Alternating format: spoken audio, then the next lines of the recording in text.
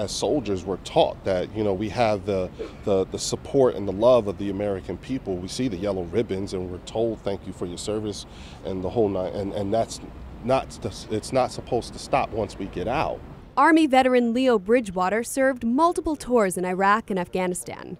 He suffered a knee injury at an Army base back in the States. He's one of around 6,500 card-carrying New Jerseyans permitted to use medical marijuana. It definitely helps me with my chronic pain in my knees, but it also helps me because I deal with PTSD. Bridgewater considers himself lucky. Other veterans coping with post-traumatic stress don't have that option. PTSD is not a qualifying condition under the state's medical marijuana law. With medicinal marijuana, it's not how high can I get, it's what kind of high I'm looking for to address whatever issue it may be. The plant and its extracts, also known as medical cannabis, are lawfully used by people suffering from cancer, seizures, multiple sclerosis, HIV/AIDS, and other chronic illnesses. It's used among terminally ill patients. There's 100,000 people in pain where their pain doesn't qualify because it's not from a legislated approved list of indications. So there's many things that have to be added, and we have a pecking order that we're trying to pick them off on. Top of the list, PTSD. The U.S. Department of Veterans Affairs estimates between 11 and 20% of veterans who served in Operations Iraqi Freedom and Enduring Freedom are suffering from the condition. New Jersey's convened a panel of 8 medical professionals to study whether the drug can be used to treat it. Dr. Alex Becker is the chair of that panel. Cannabis is not a new drug. It was known for 5,000 years, and people using obviously recreationally, as many other drugs. People use alcohol recreationally. So to me, this is not an issue if you to use or not.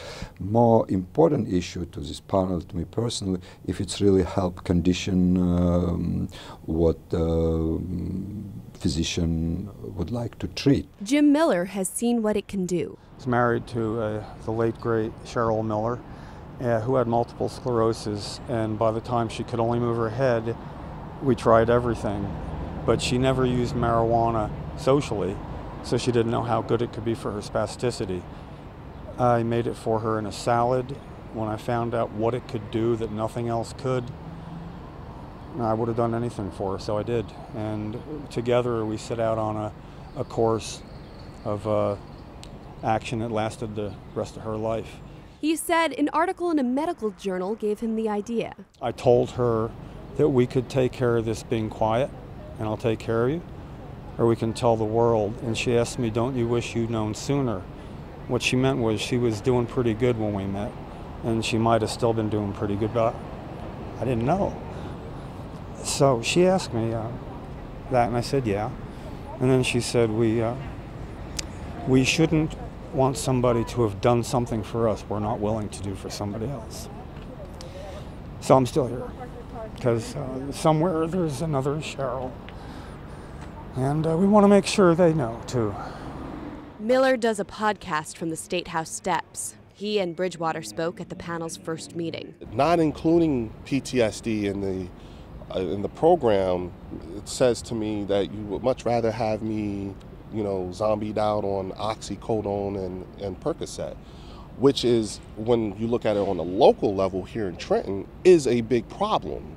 Most people are aware that there are opioid, some people call opioid epidemics in this country.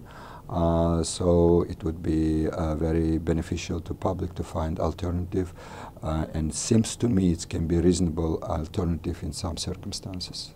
The panel is engaged in a 60-day public comment period. At that point, members will review the statements and available evidence. They'll submit a recommendation to leadership in the Department of Health, then on to the governor's desk. In Newark, I'm Erin Delmore, NJTV News.